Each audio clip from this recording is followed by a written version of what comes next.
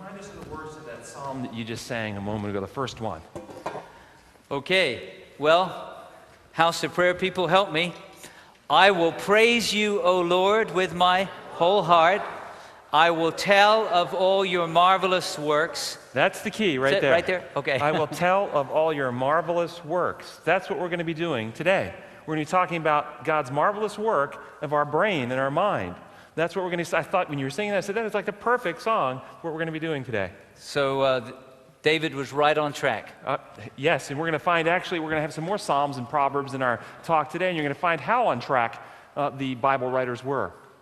We're going to talk about your brain, your mind, and your body today, and we're going to use the disorder of depression as we go through our discussion today. An overview of what we're going to talk about first the brain, and then the brain and the mind, and then the brain, mind, and body, and then we're going to put it together in the disorder of depression, and then I'm going to leave you with 5 steps that you can take to have a healthier brain, mind, and body, and I can just go ahead and tell you right now that this is not going to be done on time. Unless I talk faster than I have been. Which is possible because my wife commended me at lunch today at how slow I had been talking. This is a brain. And the pictures that you're going to see are courtesy of my friend Brad Cole, who is a neurologist at Loma Linda University and associate professor of neurology at the medical school there. And this is a human brain. I don't know how well we can see it. Can we do something with the lighting up here so we can see this maybe a little better for the audience? Thank you. That's great. The part of the brain that you're seeing here, this is the outer part of the brain, 3 to 5 millimeter thick, called your cortex. And this is where the neurons that do our reasoning and thinking and really the higher functioning part of our brain is located in the cortex of our brain. The majority of the neurons are actually not able to be seen because the brain has lots of folds in it, and those folds allow for the surface area to be expanded exponentially because of the folding that goes through the gyri and the sulci. Okay, and this is just another picture of a human brain. Now, the brain is divided into 5 general parts. And what we have here is the prefrontal cortex, the frontal lobe, and then up here is the prefrontal cortex, this section. And the frontal lobe, the prefrontal cortex, is where you do your thinking, your reasoning, your organization, your prioritization, your worship, your reasoning capacity, conscience, power of choice, all those things in this part of the brain. The temporal lobe is associated with language, usually the left side for most people, and also in deep parts of the temporal lobe, I'll show you in a slide in just a moment, we have the centers where we have most of our emotions and passions and drives, deep part of the temporal lobe. Interestingly enough, the temporal lobe, as I said, is where the language centers are, and in James it says that the man who has control of his tongue is a governed man or a mature man. And I wonder if there's some relationship there because the emotional drive center is out of the temporal lobe in our language. And so when we get upset and angry, it just right out the mouth there. The occipital lobe is where the processing portion of vision occurs. When your eyes and retinas see sight, they send the neural signals to the optic nerve back to the occipital lobe, which processes the data and gives us images for us to understand and see. And then the parietal lobe is associated with visual spatial relationships and mathematics and so forth. The brain has 100 billion nerve cells. 100 billion nerve cells and billions of more supporting cells in the brain. Each brain cell has up to 10,000 connections to other brain cells, which means there are over 40 quadrillion connections in our brain. We won't start counting on that number. The brain is soft like a banana, in a hard case, your skull, and that means it's subject to injury if there's a rapid deceleration. For instance, you're in a car accident, your head hits the windshield, the brain comes slapping against the inside of your skull and then back against the back of the skull, and you can bruise your brain and get knocked unconscious. When people get concussions, they generally bruise their brain like this. The brain weighs about 3 pounds, which is, depending on your body size, 1% to 2% of your total body weight, but the brain uses 20% of your body's energy. It's the processor. And think about a computer. The computer processor is using all kinds of energy when you're demanding work of it. And the brain, of course, is processing everything that we do. So it uses 20% of the body's energy. This is the deep part in that temporal lobe I was telling you about called the limbic system. Limbic system. There we go. And this is a center for new learning, comes through here, hippocampus memory, and we're going to talk in some detail about the limbic system here in just a moment. But basically for this picture, I want you to understand it's a different, deeper portion of the brain that has to do with our emotions and our drives. I would say the brain and the mind. The brain is the hardware. If you think about a computer, the brain is the hardware and the mind is the software. And in order for a computer to run well, you've got to have hardware that works well, and you have to have software that works well. Think about the language. Each person in here, I assume, has an English software package. That English software package you were not born with. That was uploaded after birth. Now, I know there's a pastor here that I met at lunch who's from China, and I believe he has a Mandarin software package that was uploaded after birth. And I know there are people in here who speak Spanish as their primary language, and that was uploaded after birth. We do not come into the world with that software or that understanding of that language in our brain. The brain is the hardware. It's prepared to receive this operating system.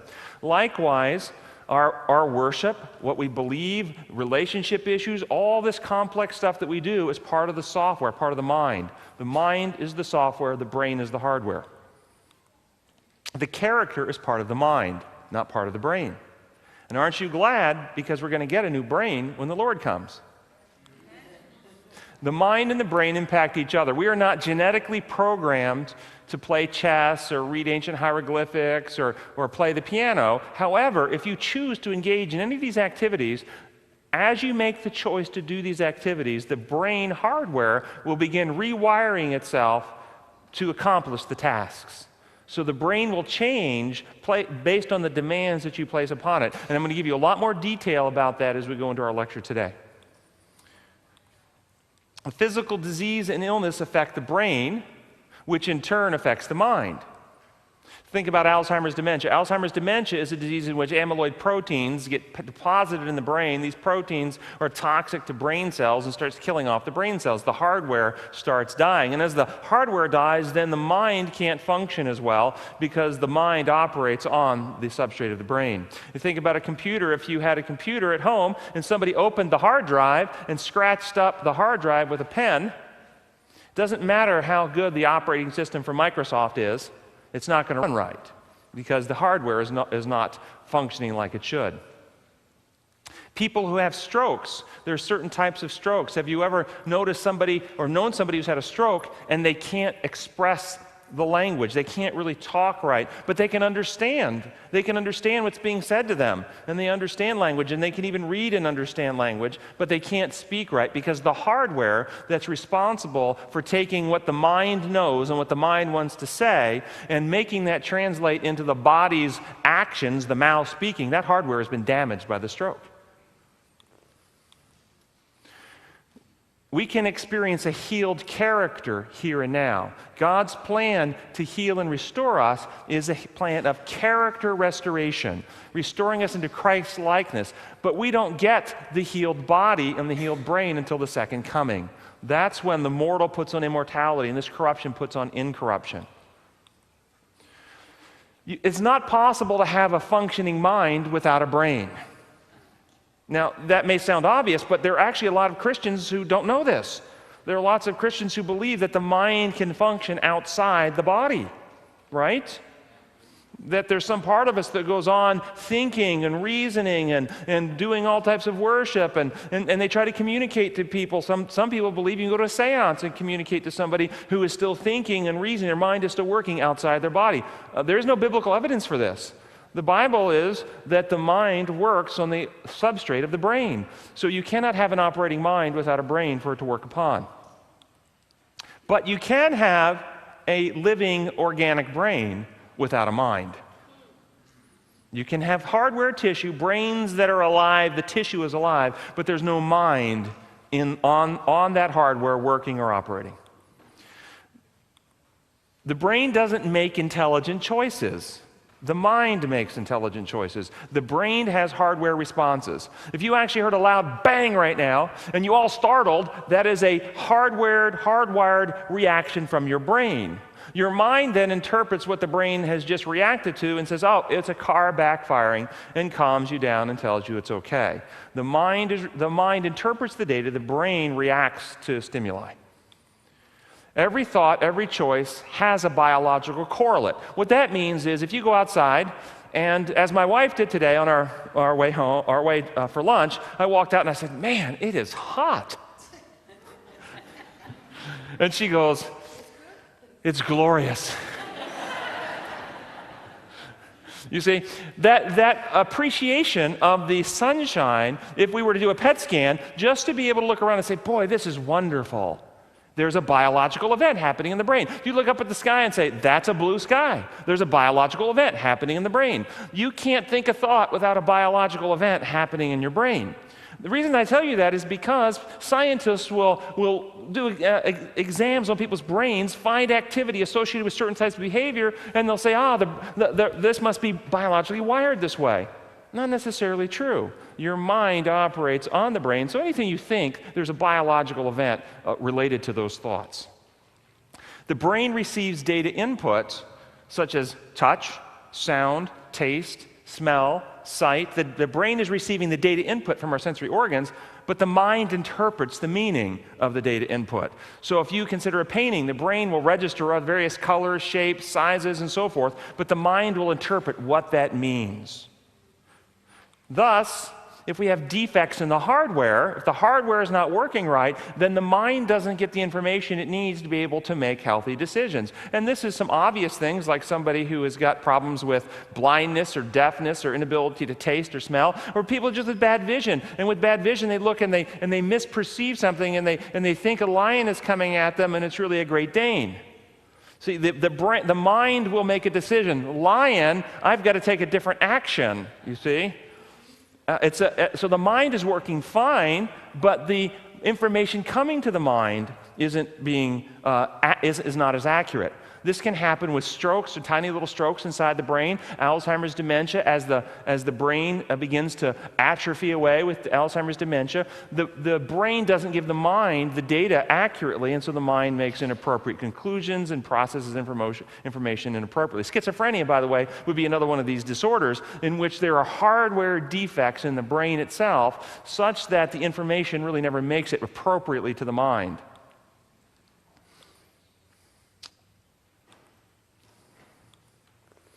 The primary purpose of every organ system of your body is to serve your brain. Think about it. The heart beats to give blood and oxygen and nutrients to your brain. The lungs breathe to give oxygen to your brain. The liver works to detoxify toxins from impacting and hurting your brain. Every organ system's primary purpose is to serve your brain. Your arms and your legs get you around and interact so your brain can interact and gather data with its environment. Every organ system's primary purpose is to serve the brain. Thus, if a heart is beating in a body with no brain, it does so without purpose. Do you understand? If the body is diseased because the organ's primary purpose are to serve the brain, if the body is diseased and we have diseases of our organs, it will undermine the health of the brain. And thus the health principles in God's Word were never a system whereby we could save ourselves by eating the right foods and so forth. It was a system of principles that He was giving us to keep the body healthy, because the healthier the body, the healthier the brain, the more developed your mind and the more Christ-like you can become, and better your relationship with Him. So it's really a means to in our earthly fallen state, maximize the capacity to come to know and understand and appreciate God. If the mind is imbalanced, however, it affects the health of the brain and the body. And I'm going to walk you through, when we talk about depression, how unhealthy thinking patterns, unresolved guilt, unforgiveness, grudge holding, bitterness, all these things will actually react upon the brain, cause brain changes which react upon the body, causing body changes, and vice versa back on each other. So what does this mean? That we are not responsible for the fact we are born in the condition we're born into. Imagine an HIV-infected woman and an HIV-infected man get together and they have a child, and that child is born HIV-infected. What did the child do wrong? Nothing. It's not his fault. But does the child still have the entire burden of the disease to deal with? That's every one of us. Don't feel bad you were born into the world a sinner. See, when did you choose to become a sinner? The same time that little baby chose to be HIV infected. We didn't. We're all sinners because Adam and Eve chose to become sinners, and all of us were born, Psalms 51, born in sin, conceived in iniquity. It's not our fault. We don't need to feel bad that we were born this way. However, even though it's not our fault, we still have the entire burden of the devastation of sin to deal with. We need a Savior. We cannot heal ourselves. Think about that HIV-infected baby. Maybe it's not his fault. It's not his fault. But is there anything that baby can do to heal itself? Is there anything within itself that it can do to make that HIV go away? It needs a cure, a remedy outside itself to be brought in to heal and regenerate and restore. We cannot fix ourselves. We cannot heal ourselves. We need a Savior.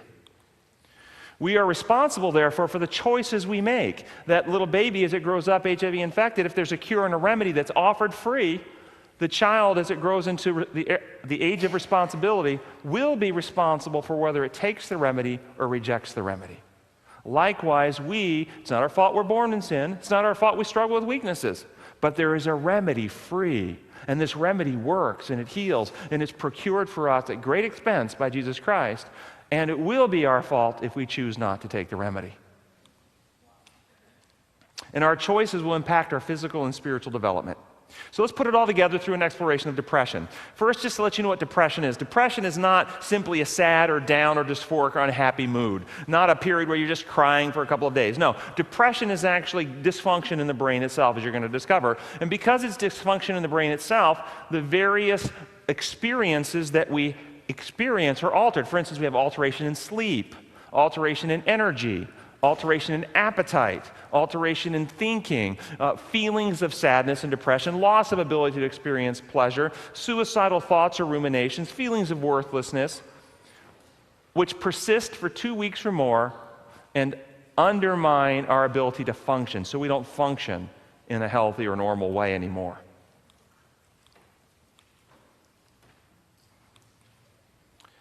So let's talk about this. We're going to use the metaphor of a fire alarm in the school building. There's one right over here on the wall. See the little fire alarm on the wall, everybody, over here? Okay, that nicely is red here. That's our amygdala in our brain.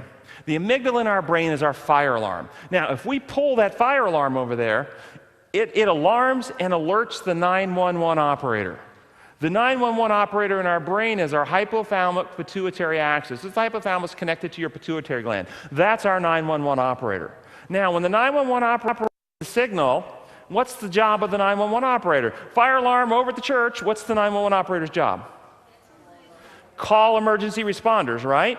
So when the hypothalamic pituitary axis gets the alarm from the amygdala, it calls in your adrenaline and your stress hormones and your emergency responders.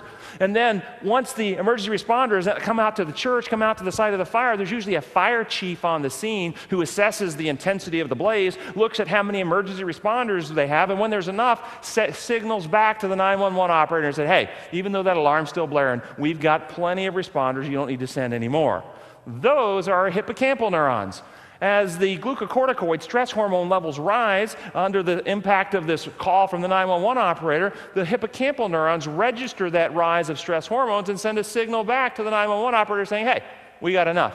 You don't need to send any more. That's pretty cool stuff. Let me tell you how this works. Let's say you're out this weekend with your family at the park.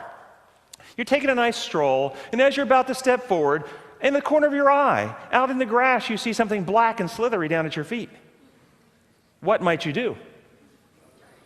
Might you alarm? Might you startle? Might you scream? Yes, what happens is your amygdala will fire. It will call your 911 operator. Your 911 operator will call to your adrenal cortex, all those emergency responders. Your stress hormones will kick up, your heart rate will kick up, your blood pressure will kick up, your breathing will kick up, your blood will be shunted away from your skin and your gut into your muscles. You're ready to rock and roll out of there? And about that time, the prefrontal cortex, where you do your thinking, catches up and goes, it's just a rubber hose. Haven't we all had something like that happen before? Yes, okay. And notice, when the prefrontal cortex, the part where you do your thinking and reasoning, recognizes it's a rubber hose, what happens? You calm down, you relax. You see, the prefrontal cortex is where you do your thinking and reasoning, those higher faculties that God gave us, and it sends a signal down, calming and turning off the alarm. It's the part of our brain that processes our emotions, that understands our emotions, that modulates our emotions. And thus, as we have healthy prefrontal cortex, we're able to deal with our emotions in healthy and mature ways. But what happens to somebody who is not able to send a signal down? And in fact, people who have, well, let's go through some examples. Post-traumatic stress disorder. You've probably heard of it. People who've been abused in situations, soldiers coming back from war, they can have problems where this amygdala never shuts off. It just fires all the time, fires all the time, fires all the time, because they're tense. Well, let's tell you why that would be. Imagine as an American right now that you are walking alone on the streets of Baghdad. Right now. Do you think that you would be able to walk in a relaxed and at ease fashion? Or do you think your alarm would be going off? Every little sound you hear, you're checking over your shoulder. Okay, when you're in an environment like that, like our soldiers are, they can come back and this can be upregulated where it's got a more of a trigger, hair trigger where it fires much easier because they have been conditioned for that experience. People that worry a lot, worry about what others think of them. Oh, they're gonna think my hair is ugly. They're gonna think my shoes are stupid. No, they're not gonna want to talk to me. I'm gonna just embarrass myself. The worry fires the amygdala. Grudge holding, resentment, anger, bitterness, unforgiveness fires the amygdala. When you cheat on your spouse, fires the amygdala. Why? Well, you cheat on your spouse, you're gonna be worried you might get caught. Anxious, worried, unable to relax, guilt feelings fire the amygdala. Chronic pain states, anybody who is in chronic pain, through a whole different mechanism coming up out of the spine, the tracts that signal peripheral sensation will fire the amygdala. Why? Well, right now as you're sitting here, if something sharp grabbed your leg, would you jump? Yes, it's designed that way, that we startle very quickly to alert us to some danger. But if somebody has a chronic pain state, it's constantly sending pain signals, well, it constantly fires this thing as well. What's the problem with that? If this amygdala keeps firing, if it never gets turned off, then it activates another part of our nervous system called the sympathetic nervous system, which activates some white blood cells called called macrophages, which begin releasing toxic little terrorists called cytokines. These toxic little terrorists, and that's what I call them, go around doing several bad things in our body. One, they damage the insulin receptors in our body. Two, they kill your fire chief. They actually damage the receptors and the neurons in the brain that recognize the rising stress hormones, so we lose the feedback here. We lose the inhibition. We lose the signal telling the 911 operator to turn off, so the 911 operator is loosed, and she just starts calling in all these stress hormones, so the stress hormones start rising in our body. The stress hormones, for those of you who have a medical background, are called glucocorticoids, as well as the adrenaline and noradrenaline. The glucocorticoids are stress steroids that causes your body to release blood sugar. It raises your blood sugar. At the same time, you're becoming insulin resistant. Anybody see a problem with that? Okay? And so when this process happens like this, we have increasing risk of diabetes, increasing risk of obesity, increasing risk of high cholesterol, bad cholesterol, hypertriglyceridemia, increasing risk of strokes, increasing risk of heart attacks, bone density problems. The bones start to atrophy away. We get osteoporosis. We get autoimmune problems. All this coming because of alterations in the thinking processes, not being able to turn off the amygdala, which is our fear center. And remember we talked about this morning, lies believed break the circle of love and trust, result in fear and selfishness, firing this process, which leads to ultimately death in the end, this whole cascade of destructive events. Now I tell you all this, yes, these are the chronic worries and some of these post-traumatic stress we just talked about. Let's talk about, I want to take you one or two steps deeper. Can we go a couple steps deeper? Okay. Those stress hormones, the glucocorticoids, if they keep firing, if they keep being released, they will actually turn off a gene in your brain that produces a protein called brain-derived neurotrophic factor. Now, you don't have to get scared by that name. Brain-derived simply means it is derived from the brain. The brain makes it. So this is made in the brain. Neurotrophic means it builds the neurons up. It makes the neurons stronger. So it's a factor that makes the neuron stronger, made by the brain itself. And you can just think of it as fertilizer for the neurons. When the neurons get it, they grow stronger. They branch out. They connect. You can learn faster. You can learn easier. When the neurons don't get it, they actually begin withering and dying, and I will tell you why about that in just a moment. But when the stress hormones keep rising, the glucocorticoids, they shut off the gene that produce this protein. When this protein is no longer being produced, the neurons in the hippocampal regions of the brain begin to die, and the hippocampuses of our brain begin to shrink. And this is what correlates with major depression. This is what correlates with major depression. Protein production, gene alterations, because of this unremitting process going on in the brain of this stress. So what kind of things, spiritual factors, fire the amygdala constantly? Well, the violations of the law of liberty we talked about this morning. When you're in a situation in which your liberty is being violated, when your individuality is being submerged in that of another, or if you're violating somebody else's freedoms, then you will have the guilt process which will violate this. And violations of the law of worship. Why violations of the law of worship? And we're going to talk a lot about that in our next talk on forgiveness, because almost all the myths of forgiveness, 7 myths of forgiveness in our next talk, almost every one of those myths are due to some misunderstanding about God and how God deals with us in the sin problem. But if we believe lies about God, if we have unhealthy worship, and we believe that God really can't be trusted, it incites fear. And if we incite fear, we're keeping the amygdala fired, and that therefore contributes to this process.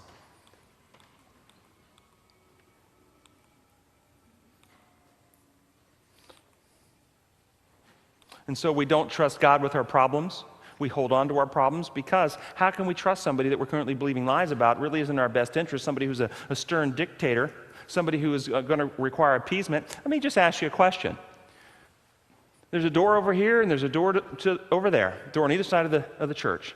In your imagination, imagine that if you walk through the door to the right, you're immediately in the very physical presence of Jesus. If you walk through the door on the left, you're immediately in the very physical presence of the Father. Which door do you choose? Why? If you've seen me, you've seen the Father. The Father and I are one. There would be no difference if we understand what Jesus taught, but almost everybody chooses Jesus because they have lies in their head about the Father that they don't feel comfortable and trust Him like they do Jesus. We need to purge those lies out of our mind. Violations of the law of love we talked about this morning, unforgiveness, grudge holding, all those things continue to fire the amygdala. So what if the amygdala never stops? Well, we just talked about that whole cascade of events. And this is what it says in the Psalms. Be merciful to me, O Lord, for I am faint. O Lord, heal me, for my bones are in agony. My soul is in anguish. How long, O Lord, how long? I am worn out from groaning. All night long I flood my bed with weeping and drench my couch with tears. My eyes grow weak with sorrow. They fail because of all my foes. This sounds like somebody who's depressed. And you notice he says his bones are in agony. We actually know now when people have depression, they actually get osteoporosis. The bones get weak. Well, this is what the Proverbs say. Proverbs 14:30, a heart at peace gives life to the body, but envy rots the bones. Proverbs 15:30, a cheerful look brings joy to the heart, and good news gives health to the bones. Proverbs 17:22, a cheerful heart is good like a medicine, but a crushed spirit dries up the bones. Isn't that interesting? 4,000 years ago, God's word is telling us that when we worry, when we don't trust God, when we have chronic, unremitting fear, we're going to have a cascade of events that will ultimately impact our bones, and sure enough, it does. But if we have a cheerful heart, if we keep a positive outlook, if we don't worry, if we trust God, then we will be at greater protective advantage in not developing a depression and some of the physical consequences that come. Now, let's go one more step deeper. I told you that the chronic worry with the unremitting stress, with the stress hormones, will shut off that protein, brain-derived neurotrophic factor. Brain-derived neurotrophic factor, however, is not produced off the DNA as brain-derived neurotrophic factor. When the DNA is read and it produces a protein, the translation RNA goes to the messenger RNA, goes to the transcription RNA, and produces a protein. The protein that is actually produced is a precursor protein called pro-brain-derived neurotrophic factor, or pro-BDNF. And interestingly enough, this precursor protein is like weed killer for your neurons.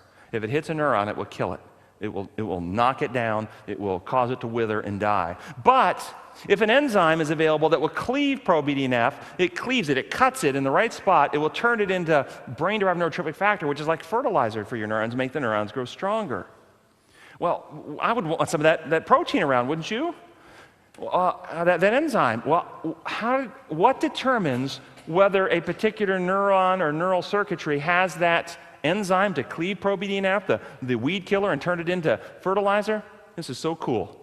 The electrical firing pattern or activity of the neuron itself. If the neuron is being used, it produces this enzyme, cleaves pro-BDNF into BDNF, and it gets stronger and branches out and gets healthier. If it's not being used, then pro-BDNF comes in and we'll start pruning back the neural net.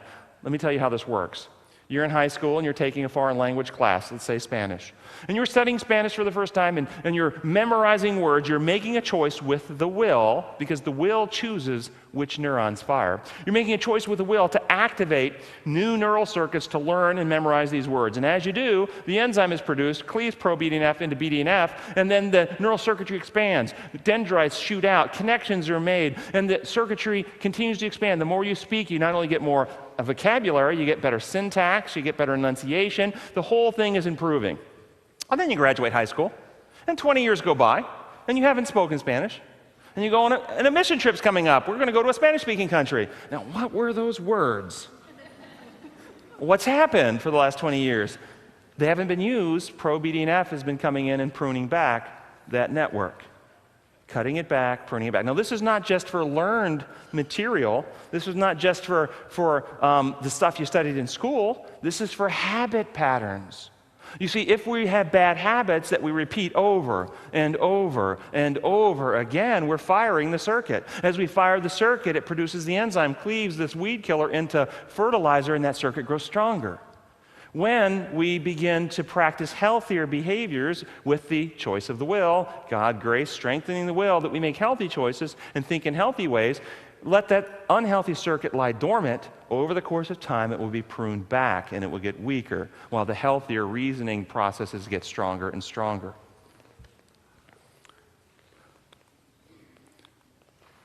Everything depends on the right action of the will. Now, I want you to think about your imagination. We talked about this yesterday, and I told you I would tell you a little more about it tonight. Jesus said in Matthew 5, you say you commit murder, you commit sin. I say if you hate your brother in your heart. You say if you commit adultery, you commit sin. I say if you look at another woman with lust in your heart, you're committing sin with her. The Bible says in James chapter 1, no one should say God tempts. God doesn't tempt anyone. Each one of us are tempted when we're dragged away and enticed by our own evil desire. When the desire is conceived, it gives birth to sin. Sin, when it is full grown, brings forth death. You see, having feelings that tempt us, being tempted, is not sin. That's not sin. Jesus had all that, didn't he? Wasn't he tempted? Yeah, it's not sin. It's when the temptation is conceived, then it gives birth to sin. And the conception of the sin is the consent of the will. When you choose it in your heart, when you tempt it and you go, yes, I would like that. That's firing neural patterns. So, you think about the lusting after the woman in your heart. If you lust after her in your heart, you're firing the same paths that you would be firing if you were actually engaged in that activity. I told you last night, for those who were here, they've done PET scans on people. They put them in a PET scanner. They have them, a PET scanner actually scans the neurons that are firing in real time, so you can have people do things, and you can see which parts of the brain light up and fire while they're doing the activity. And they put them in the PET scanner, and they have them play a piano piece on a keyboard, and they see which neurons fire in which pattern, and then they take the piano away, or the keyboard away, and they tell them to imagine playing the exact same song, but don't move any fingers. And so they do. And the exact same neural circuits fire when they play the song in their imagination. Thus, when we do these things in our imagination, we are firing the neural circuits. This enzyme is being produced. The weed killer is not coming in to prune back the unhealthy circuit. We're getting the fertilizer, which is strengthening the unhealthy circuit. Our characters cannot be transformed. Thus, the Bible says we must bring every thought into captivity to Jesus Christ.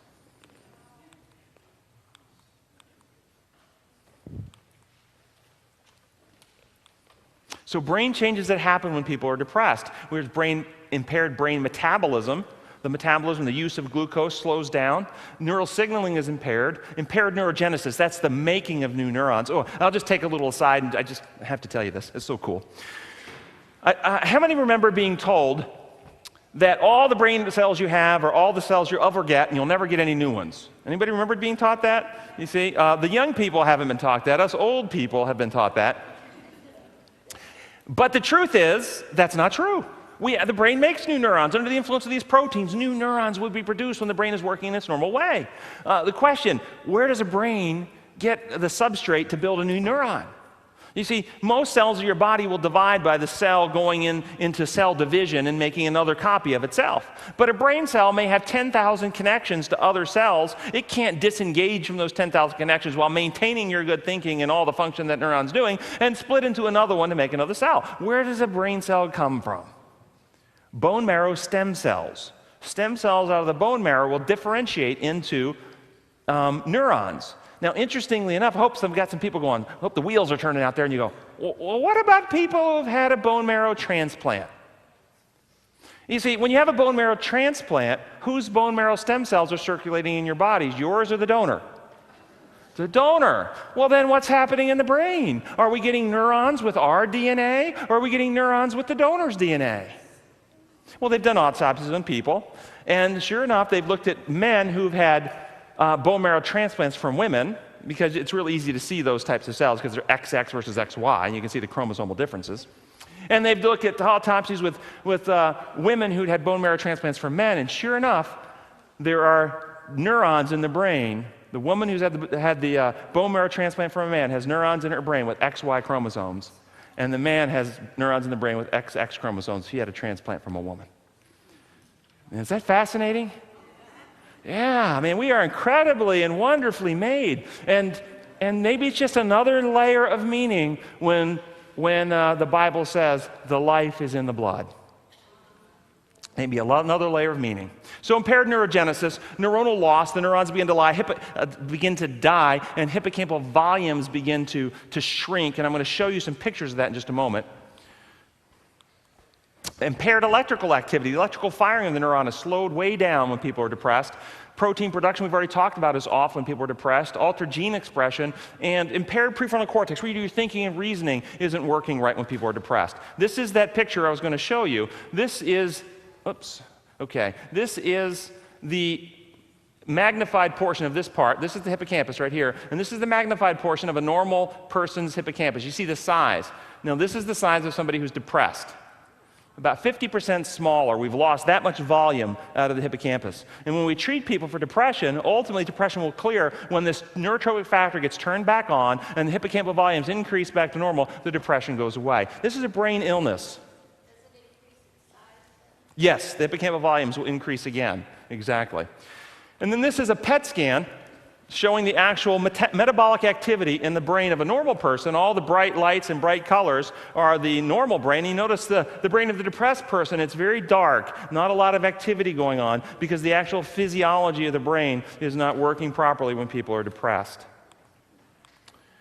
So the body changes. We get insulin resistance, an increased risk of diabetes, cholesterol problems, increased pain. Actually, I didn't go into, but when people are depressed, they actually experience pain worse. Increased risk of stroke, heart attacks, electrical problems of the heart, which are arrhythmias in the heart.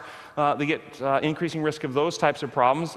Altered platelet stickiness when people are depressed. Interestingly enough, your blood becomes stickier and it's easier to clot. Therefore, you have more risk for heart attacks and strokes, not unrelated to the rising cholesterols.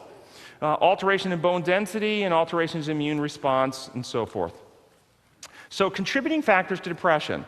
Adam and Eve sinned. That's what happened. And what happened when they sinned? We went through this, so we went through it like 3 times already, so I'm not going to spend a lot of time on it. But broken love and trust, resulting in lies believed, break the circle of love and trust, result in fear and selfishness, which result in destructive acts, which result in damage to mind, character, and body. This is a terminal condition without intervention, without God's plan to heal and restore. And it is a plan to heal and restore. And in our next talk, I'm going to give you some specifics about that plan. But it's a plan to actually regenerate and heal, not simply a plan to get legal pardon. Contributing factors, psychological and spiritual defects. So as we look at somebody who's got depression, they can have problems in the software that cause depression.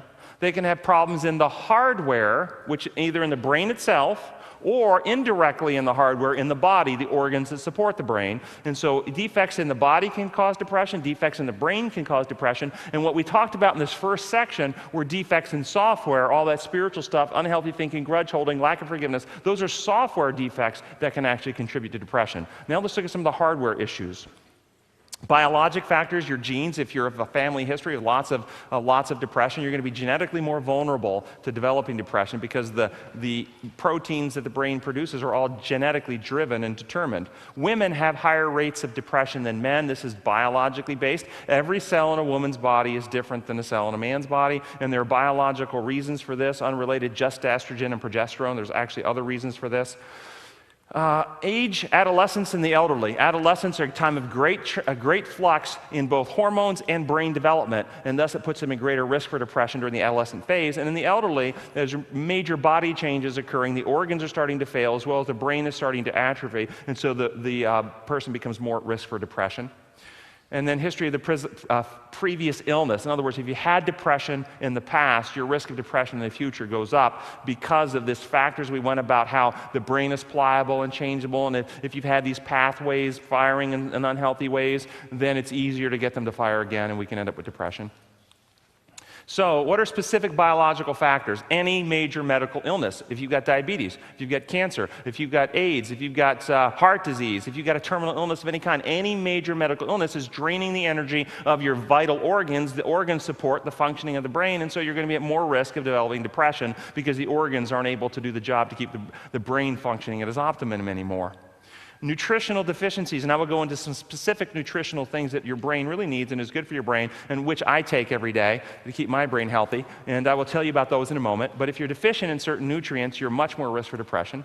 Limited physical activity. When you exercise on a regular basis, the brain produces more of the brain-derived neurotrophic factor. You get more of the good stuff that your brain needs when you exercise regularly, as well as other capillary developing factors. As you exercise, your brain will make more capillaries, which will allow the blood flow to be more efficient, which gives you more oxygen and nutrients to your brain to keep your brain healthier. Alcohol and drugs, which of course interfere with the functioning of the brain and can contribute to depression. Pregnancy. Pregnancy is a major contributing factor to depression. You've got a parasite sucking away your nutrients on your body. She said I'm in trouble. But ultimately, that's kind of what's happening. You've got this other living organism sucking away your nutritional status, and there are specific nutrients that are very important that the fetus will take from the mother and markedly increase risk of depression and also postpartum depression. I'll tell you about that when we get to the nutritional state. Northern Hemisphere. Living in the Northern Hemisphere in Florida is going to be a little more protected than other parts of North America, but the alterations in sunlight in wintertime affect the circadian rhythms, which increase risk of seasonal depression. Infections that attack the brain, HIV, tertiary syphilis, prions, which are mad cow disease, and various other viruses which attack the brain tissue itself can cause depression. Toxins of all kinds, mercury, lead, arsenic, bismuth, industrial solvents, chemical pollutants. And let me tell you, I think this is one of the major factors going on in our society today. We live in a polluted world, and this pollution is going to be impacting us, and I think it's a factor that's contributing to increasing rise in these things. So toxins that injure the brain. Hormonal irregularities, hypothyroidism, estrogen problems, testosterone problems, progesterone problems can contribute to increasing risk of depression, the brain not working right. Obviously, brain injury, brain damage, traumatic brain injuries, where people have been in severe motor vehicle accidents and been in coma for days, or have been shot in the head and not died, and these types of things. I had a patient who was working on a roof, and he had kind of an afro hairdo, and he stepped past a high voltage line with like 10,000 volts, and his hair brushed it, and he got jolted with 10,000 volts, and it fried a bunch of his neurons. He didn't die, but a bunch of his neurons, you did scans on him, were all kind of fried in there. He had problems with depression, brain injury, problems with depression. Sleep disorders, and I'll mention this quickly, obstructive sleep apnea. Obstructive sleep apnea is a disorder in which the soft tissues close over the back of the throat. And so when you're asleep at night, your diaphragm will try to expand the lungs to give you oxygen, but the soft tissues are covering the windpipe, and so you're going, and no air is moving. When that happens, then oxygen level falls, and let me tell you, your brain likes oxygen, okay? And so the oxygen levels falls, and when that happens, it alerts your brainstem, which signals you to wake up, and you wake up just enough to tighten up the musculature in the back of the throat, and you go, and you get some oxygen. As soon as that happens, you fall back to sleep. So all night, you're in and out of sleep on the first stage only. You're not going through all the stages, the deep restorative sleep that you need, and you're going to have increasing risk of depression, cognitive problems, memory problems, irritability, headaches, fatigue, all these things. So if you have a sleep disorder, no treatment will really help it until you treat the sleep disorder. You need your healthy sleep. Medications, lots of medications, and I'm not going to go through these, but lots and lots of medications can contribute to depression. Chronic pain states, I already mentioned and told you why. Brain diseases, Parkinson's disease, Alzheimer's disease, Lou Gehrig's disease, Pick's disease, lots of diseases that attack the brain can cause depression. So I got a question for you, true or false? If someone has depression, it is always a spiritual problem or a problem with their faith in God. You are so smart. You're exactly right. False. And it's important to recognize, because I have patients that come to see me in depression. They feel awful, terrible, guilt-ridden coming to see me, and they'll say things, well, if I had more faith, if I just had more faith, I wouldn't have depression. No, that's like saying, if I had more faith, I wouldn't have cancer, I wouldn't have diabetes, I wouldn't have high blood pressure. Now, what I said earlier today, spiritual factors can contribute to depression, and sometimes do. But that doesn't mean that all depression is due to spiritual factors. And that's a mistake many well-intentioned people make, and thus we inadvertently put guilt trips on our brothers and sisters who we have in our community that are struggling with depression. We can send messages, oh, if you just prayed more, if you just prayed more, if you just had more faith. And this guilt trip is put on people, and they feel like, and I've even had preachers say, when we come to the right relationship with Jesus, and we know we're a child of God, away with depression, away with low self-esteem, and all this kind of stuff. They don't understand the physiology behind the disorder. So psychological and spiritual factors contributing. Wait a minute. Didn't we just talk about medical illnesses, pregnancy, chronic pain states, brain disease, and brain injury as part of the hardware contributing factors? Why are they over here on software side? Well, let me ask you. If you ended up with cancer, having lived your life following all the health principles of the church, and you end up with cancer, do you think you could be questioning God? Well, why did this happen to me? I did everything just like I was supposed to do. How could you let this happen to me? I didn't do anything bad. I didn't deserve this. Do you think this could be a spiritual crisis? Yes. These things not only have the hardware attack on the brain tissue itself, but it results in significant psychological processing through to come to peace. And so we have a psychological software, spiritual peace to deal with as well. Disconnected from God. People who aren't connected from God obviously don't have as much peace and well-being and trust. They don't have someone to take their problems to, and so they feel burdened, exhausted, and have increasing risks of depression.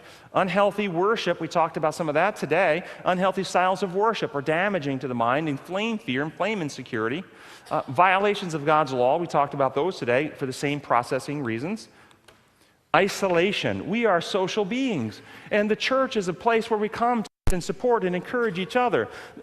And I know people who go to church each week, but they feel alone. They come to church and no one talks to them. I'm not saying in this church now, okay? I mean, I'm not saying that. Okay, I'm talking my patients in their church go to church and no one talks to them. They sit isolated, they sit disconnected, they feel like no one cares. This is an increasing risk factor for depression. History of abuse, and I will give you some reasons for the history of abuse in just a moment. Loss of loved one, loss of health, loss of finances, loss of job, loss of spouse, loss of child, loss of anything. Loss results in heartbreak, results in spiritual crisis, and can result, if it's not processed through in a healthy way, depression.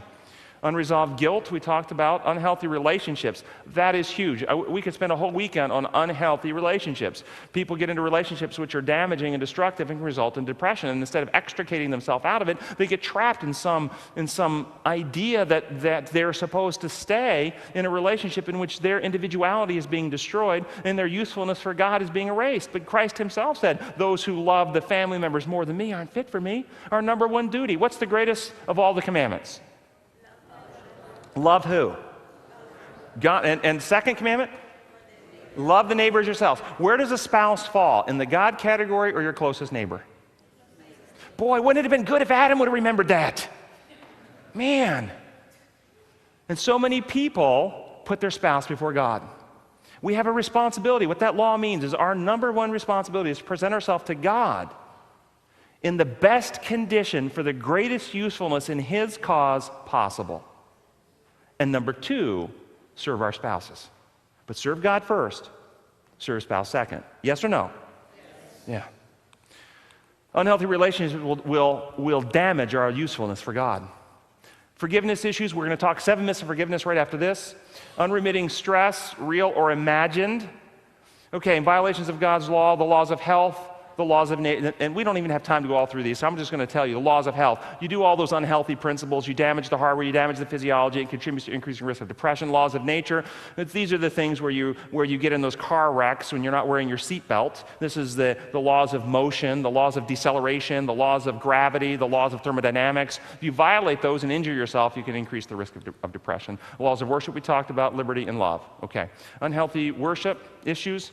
We talked about those in our Demolishing Satan's Strongholds today. There was a list of demolishing Satan's strongholds were all related to unhealthy forms of worship.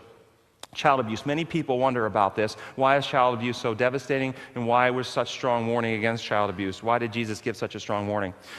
In order to understand this, I need to just tell you a little about brain development. When children come into the world, they come into the world with hundreds of millions of neurons in their brain at birth, more than they have by the time they're 8 years of age.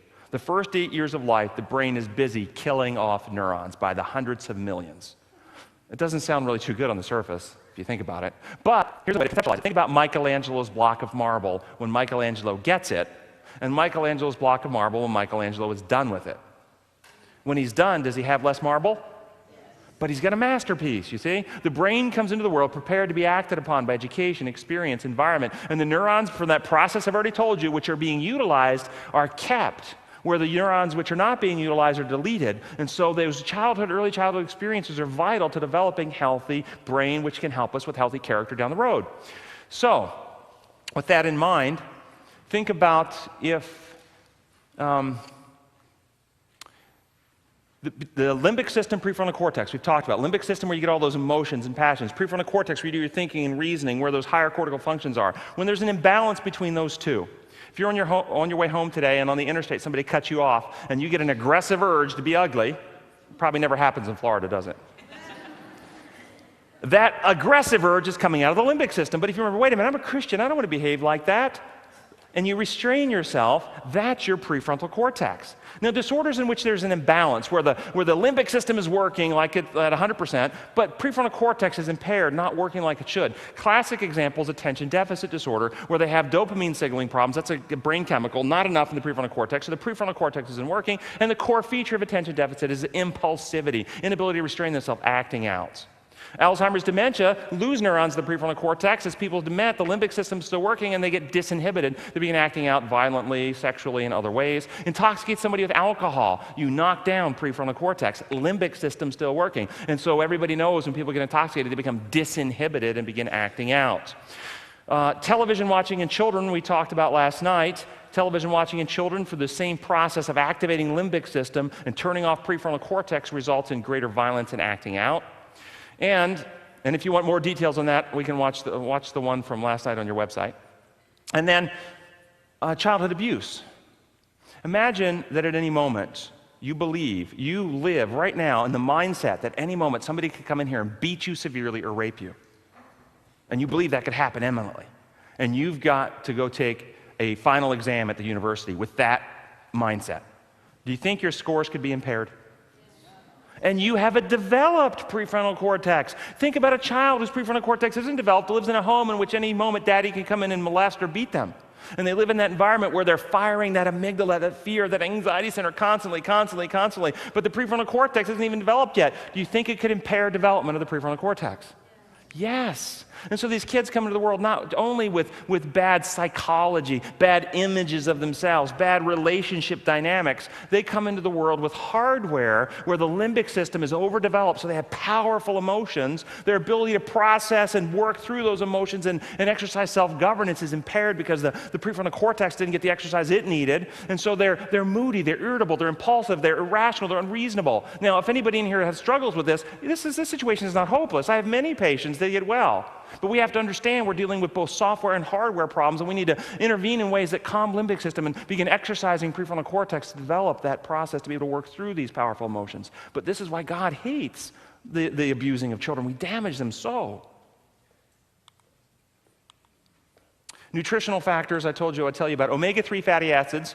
Omega-3 fatty acids are a nutrient that your brain and body require but cannot make it. If you don't get this nutrient in the food that you have, your body doesn't have it. Now, in the brain, each individual brain cell has a membrane. The membrane is constructed, like this building is constructed out of brick, the membrane is constructed out of omega-3 and omega-6 fatty acids. If you don't give your brain those omega-3s, then they use only omega-6s, but that causes the membranes to become more rigid and stiff, less elastic, less pliable, neural signaling is impaired, and you have higher rates of depression. And bipolar disorder, by the way, is associated with omega-3 deficiency. Postpartum depression is related to omega-3 deficiency because breast milk is high in omega-3s and will take the omega-3s from mother and give to the infant, depleting further the omega-3s. And actually, recent studies have shown if you augment the mother during pregnancy and postpartum period with omega-3s, then the risk of postpartum depression goes down. This omega-3s do several other good things for you, like raise your good cholesterol and many other good things I don't have time to tell you about. So it's a good stuff. I take 3,000 milligrams of omega-3s a day. Vitamin C is a powerful antioxidant which scavenges up free radicals. Free radicals damage your neurons, and the omega-3s actually are free radical scavengers in the membranes of the neurons. Vitamin C in the cytoplasm. Once you get inside the neuron, the vitamin C is there to scavenge up free radicals, so they are very protective for your brain cells. Folate. Folate is another factor that is involved in brain health and brain metabolism, as well as the B vitamins, and we're going to talk about this process with homocysteine. In cellular metabolism and throughout your body all day long, chemical reactions require a chemical group to be donated called a methyl group. An amino acid called methionine donates that methyl group. And when it donates it, you get this product here called homocysteine. Now, you don't need to know all those details. I tell you that to tell you this. Imagine taking a piece of barbed wire and dragging that piece of barbed wire through a soft rubber hose. What do you think would happen inside the rubber hose? It's going to be nicked up and scraped up. That's what homocysteine is doing throughout your body. It actually nicks up the endothelial linings, the linings of your blood vessels throughout your body as it circulates. Pardon? Is it on the sheet? Pardon? Yeah, people can be filling out the sheets. I hope they are, yeah. Okay, I don't know. Okay. Homocysteine is nicking up the endothelial linings and increasing risk of ischemic heart attacks and strokes, as well as homocysteine is damaging to the neurons. Folate, B6, and B12 are involved in the metabolic processes to eliminate it. There are two pathways to get rid of it. If you're low in B6 and B12 and folate, your body can't get rid of the stuff that is damaging neurons and damaging your endothelial linings. And so you want to have good amounts of folate in B12 and B6. Yes, so it injures brain cells. Elevated homocysteine in your brain cells impairs cellular metabolism, impairs DNA synthesis and repair, increased toxic stress on brain cells, which can contribute to depression and other problems, damages the lining of the blood vessels, and low folate is more common in depressed patients. So people who are depressed, if you take it, they have less folate than people who are not depressed. And depressed patients with low folate have poor outcomes. They don't respond as well to treatment, whatever the treatment you give them. And folate supplementation improves response regardless of what treatment you give them. And then B12 levels in vegetarians. 78% of vegans were low in B12, 78%. 24% of lacto-vegetarians were low in B12, 0% of omnivores were low in B12. Homocysteine levels in vegetarians. Elevated homocysteine levels in 53% of vegans, 29% of lacto-vegetarians, and 5% of omnivores. Does this mean meat eating is healthy? No. It doesn't mean that at all. We live in a society that meat eating is not healthy if you have better alternatives. There are actually some places in the world where people are starving to death, and having a little chicken would be better than not eating at all. So we have to put it in context. If you have better alternatives, meat eating is not healthy. Industrial meats in our country, even if you think you're eating the so-called clean meats that the Bible talks about, you're not eating clean meats anymore. The cows are fed other cows. They're hit up with hormones and antibiotics and all this other stuff. That's where mad cow disease came from. They were feeding the remnants of the slaughtered cows back to the cows. Now they have rules. You can't feed the cows the brain tissues and neural tissues of the slaughtered cows, but you can still feed them all the other remnants of the slaughtered cows. And that's what they're eating in this industrial meat production society that we live in.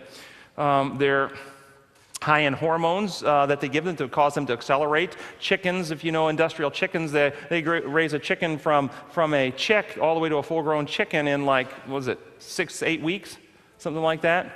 Now, much, much faster than nature because they're giving them all these growth hormones so they can turn around the production faster, make more money. Antibiotics are given to them to keep the sickness down because they're feeding them bad stuff that are making them sick. And of course, animal proteins and fats elevate the bad fats in us and increase our risk. So it's not healthy to eat meat, even though what I just pointed out to you. So what does it mean? It means that you need to take B12, B6, and folate supplements. That's what it means. I take a pill every day that has folic acid, B2, B12, and B6 in it every day. 30-40% of intrinsic B12 is destroyed by microwave cooking. 30 to 40% of intrinsic B12 is destroyed by microwave cooking, and 50% of natural folates are destroyed by conventional cooking, and higher percentage with microwave cooking. So B12 also requires a low pH to be absorbed in your stomach. So if you're using a PPI, which is like Protonix, Nexium, those types of medicines, they raise the pH of the stomach and makes it harder for the body to absorb the B12, even if you're getting it in your food. And if you're on hormone replacement therapy, postmenopausal women on hormone replacement therapy, it lowers your homocysteine levels. That is a good thing. Okay, so take a daily vitamin. That's a recommendation. So why is there an increase? Some people ask me, why is there an increase in mental illness at this late stage in Earth's history? And I think there's a confluence of factors all working together to cause an increase in mental illness. One, the Bible says in Luke that at the end of time, men will run to and fro, their hearts failing them for fear. Fear fires the amygdala, that whole cascade of events resulting in the stress hormones and the whole thing we talked about earlier. So increasing fear is a factor at the end of time. And why is there increasing fear? Because people have lost connection with God.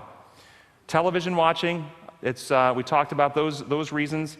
Increasing alcohol, illegal drugs, caffeine, and tobacco, many more toxins of various kinds that affect our brain, man-made chemicals and pollutants. They actually are now saying that the drinking water in some cities have so many chemicals from the things we wash ourselves with, our shampoos, our soaps, that the filtration systems can't get it all out of the water. There's measurable amounts of Prozac in the water in London, the city water in London, because so many people are on Prozac in London. And so the chemicals that we have in our society are cycling back and impacting our brains. Evolutionary theory and humanism, which cuts us off from a relationship with God. False views of God taught in mainstream religions. False views of God taught in mainstream religions, which incite fear.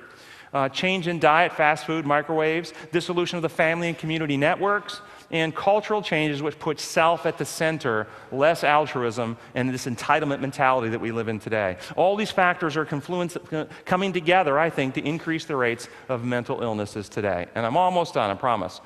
So steps towards a healthier brain and mind. Step one, live in harmony with the laws of health. And I'm going to just run through all these so you can write them down while I'm telling you. Live in harmony with the laws of health. That means the omega-3 fatty acids, vitamin C, vitamin B, folates, healthy diets, regular sleep, water inside and out, breathing clean air. We didn't even talk about that. Avoid harmful substances of all kinds and regular sunshine. All these things are very important. And these are the things you can write down on your handouts. I'm waiting. I'm giving them a chance. Step two, live in harmony with the laws of nature. You can keep writing while I'm talking. Live in harmony with the laws of nature. That means, for instance, brush and floss regularly. Brush and floss regularly. This is the issues related to the laws of thermodynamics. It's also related to the laws of health. They're both involved here because of the bacterial issues. But also, the second law of thermodynamics states if you don't put energy into a system, the system will decay. So if you walk away from your home and you leave it for 10 years and come back, it won't be in as good a shape as when you left it because energy had not been put in. If you don't put energy into keeping your teeth healthy, they will decay.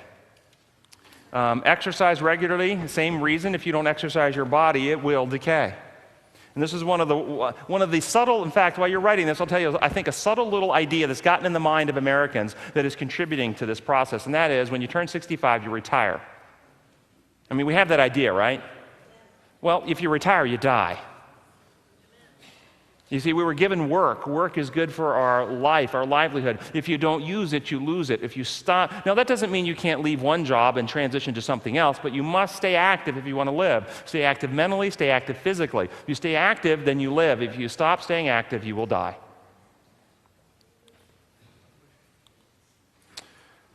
Wear seatbelts, don't speed, that kind of thing. Keep the brain healthy. So live harmony with the laws of nature.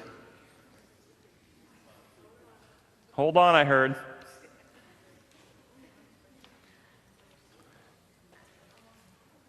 And I told you this was going to go over, and I apologize for that. But the next one will be timely. Okay. Step 3, live in harmony with the laws of worship, which is a true knowledge of God. Trust God to take your problems to Him. Good stress management, weekly rest for your mind. The stress management one, imagine a young boy who goes out fishing, and he takes his fishing line and he throws it out. As soon as it hits the water, he wheels it back in, throws it out. As soon as the water, wheels it back in. You know, we take our problems to God, we put them on Him, and then we wheel them back in as soon as we get up off our knees, don't we? You see, we have to take our problems and leave the problems that are not our personal responsibility. Don't take the health of your teeth to God. Okay, you need to brush and floss. That's your job. But the problems that are not our responsibility, we need to be able to put them in God's hands and leave them there. It also goes back to the kind of God you believe He is and whether you can trust Him. Weekly rest for the mind. This is not the nightly rest for the body. This is the Sabbath rest.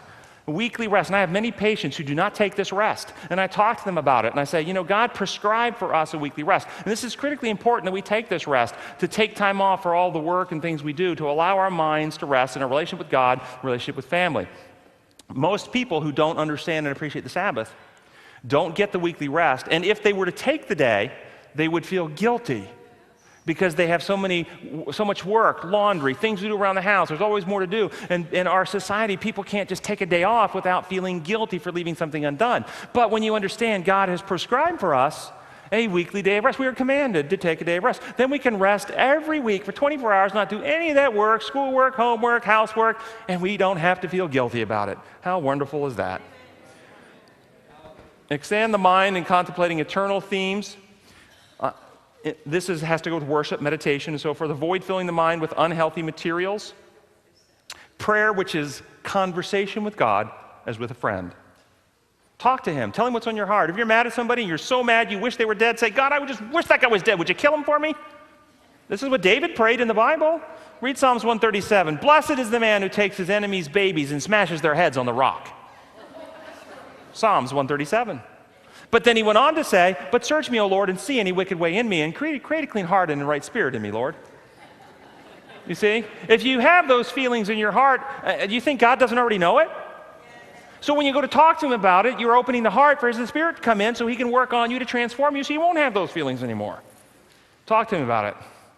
Bible study, searching for meaning and intelligent worship. Church fellowship. Harmony with the laws of worship. All these things have to do with healthy worship. Forgiveness received and given. We'll talk about that next. Very important. The Lord is giving you dispensation because my clicker stopped working. Repentance, a change of heart, a real change of heart. Repentance is not confession. Repentance is not apology. Repentance is a change of heart, where we turn away and no longer in our heart have an attitude or desire for the things. This is a supernatural process. We reach out to God and accept the gift of repentance, and we then choose with our will to align ourselves with His direction for our life. Can we advance, please? Next, yeah, there we go. Step 4, live in harmony with the laws of liberty. Hit it a couple more times until we hit step 5. Keep going. There we go. All right, never surrender your individuality to another. Always think for yourself. Present the truth in love. Lead people free. This is Ephesians 4. Present the truth in love. Lead people free. In fact, this is the key to the Sabbath, by the way. You know why the Sabbath is holy? Oh, if I can just take an aside. Can I tell you about this? Why the Sabbath is holy? A lot of people say it's holy because God said so. Well, if that's the reason, then suddenly we've got an arbitrary God. He just picks a day and makes it holy. No, God's not arbitrary. Think of the context. What was happening in the universe when creation week was going on this planet? What was going on in the rest of the universe? War over? Yeah, Satan had started his allegations. He started misrepresenting God. God began to create. You're that angel in heaven. You got all those lies. Who do I believe? Who do I trust? Who can I have confidence in? Is Lucifer telling the truth? Is God telling the truth? God begins creating, showing that he's the creator. God creates a creation in his image, in love, to reveal him. And on day 6, he says, let us make man in our image, this special creation. Now imagine you're that angel in heaven. You've been told that God is a power monger. He would use his power to hurt you. Now, as you're watching God create, the lies of Satan are going through your mind, and you go, wow, if you think about the amount of energy there is in matter, we can take a few grams of matter, we turn it back into energy, we call it a nuclear explosion. When you take a few grams of matter, turn it back into energy, that's a nuclear explosion. So that's just a few grams. How much energy do you think it took to make this planet? The solar system, the sun of our solar system. Man, this was an incredible display of might and power. And so you're that angel watching this, and you're going, whoa, wonder if Lucifer's right. Or he's just flexing his muscles, trying to intimidate us, tell us we better get in line or else, because he just made some new intelligent life. He can replace us in an instant. And as those lies are going through the minds, God says, universe, you've heard the allegations of Satan. You've seen the evidence that we've just given. Now, universe, take 24 hours aside. I rest my case. Think it through for yourself. No pressure, no coercion. What does it say about God that in the context, look at the context, of an assault on his right to rule, rather than using his power to force people in line, he creates a day for freedom to think? See, the Sabbath is holy because it's invested with the very attributes of God himself. The truth was presented in love, and people were left free to think for themselves. And thus, true Sabbath observers at the end of time are those who have characters like Christ, who present truth in love, leave others free. Conversely, that beast system is the system who says, you can neither buy nor sell, save you have our mark. A coercive power who takes away freedoms. Okay, and then step 5, live in harmony with the laws of love. Loving God, love God and be a conduit of his love. Altruism, esteeming others more highly than yourself. And this is how we know what love is, that Christ gave his life for us, and we ought to give our lives for others.